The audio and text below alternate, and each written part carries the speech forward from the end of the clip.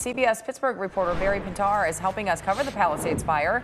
He's live in Brentwood this morning where fire crews are ready to go at a moment's notice. We see them staged just behind you. Yeah, absolutely. At a moment's notice, they have been here round the clock. You can see the fire trucks here. Damien, if you zoom in, you can see these guys walking around. They're checking the area. Hey, look up at the mountain there. We've even seen some firefighters up and down there looking at that. And by the way, that little peak of that mountain there, that charredness is burnt. We were here a few days ago right up to that ridgeline, and it certainly was burning. But of course, we are on wind watch. That's what everyone's talking about today. All eyes on the wind.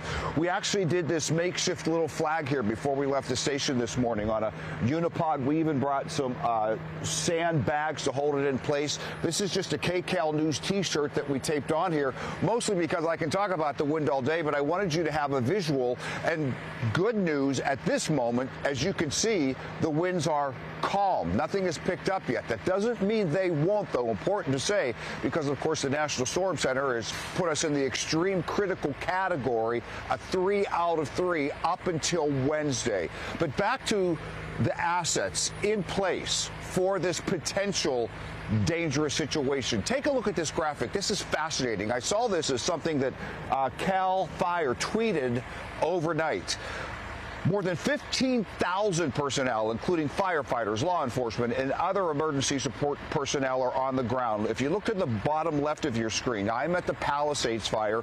Feel free to read along with the Eaton, but just the Palisades Fire alone, 540 fire engines. Can you imagine? 540 fire engines, 44 helicopters, 115 hand crews, 66 bulldozers, 60 water tenders. To say they're at the ready, in many ways, is the understatement. All right, two more things. Number one, yesterday I mentioned that starting yesterday, the ATF was going to take over the investigation of the cause and source of the Palisades Fire and all of Southern California fires. Take a look at this video because SkyCal actually got some pictures of the ITF at the top of that ridge starting their investigation. So they are also boots on the ground trying to find out what caused all this. So we'll learn more about that in the days and weeks ahead. I just want to leave you with one more thing.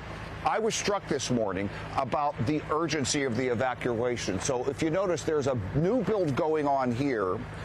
There is a house under construction here, but I'm going to show you something that tugged at my heartstrings. I just noticed it since the light has come up. If you look right under this window at this house, you're going to see some little baby shoes there.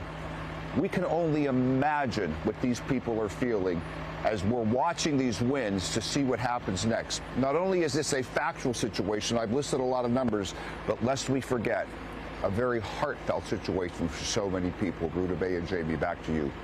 Yeah, you just multiply that by the thousands of people. Barry, thank you. Appreciate it. A brain